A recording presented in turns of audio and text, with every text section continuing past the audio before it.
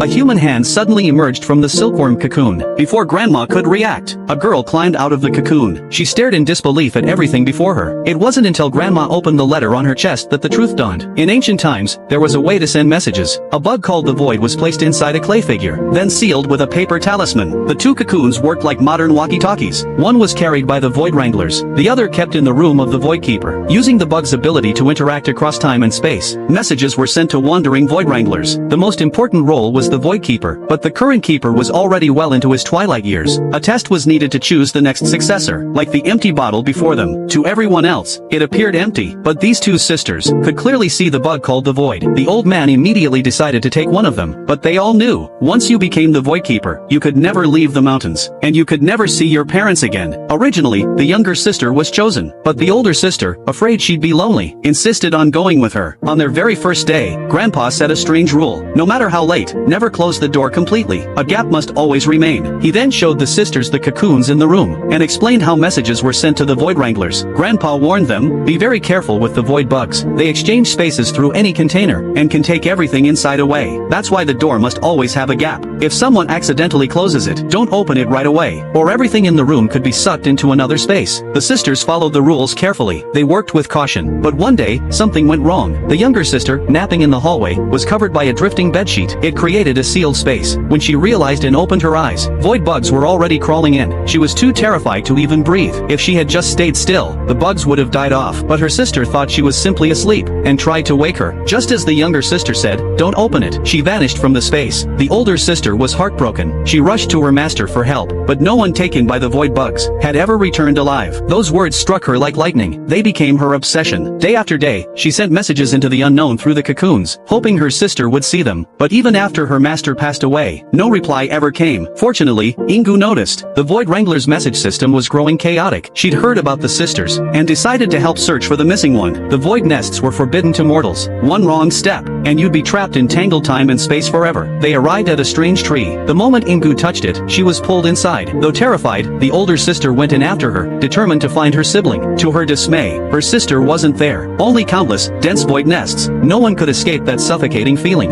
If Ingu hadn't tied a chain to them beforehand, they too would have been lost inside. Ingu explained, this was just one void nest. Her sister might not even be there. The older sister's heart shattered. She crouched down, crying helplessly, but she still sent messages to her sister every day. Then, in a certain village, a girl climbed out of a silkworm cocoon. The frightened old grandma used the letter on her to find the older sister. Perhaps this is what people mean when they say, if you long for something deeply enough, an answer will eventually come. In the end, the two sisters joined hands, guarding together the duty their master left behind.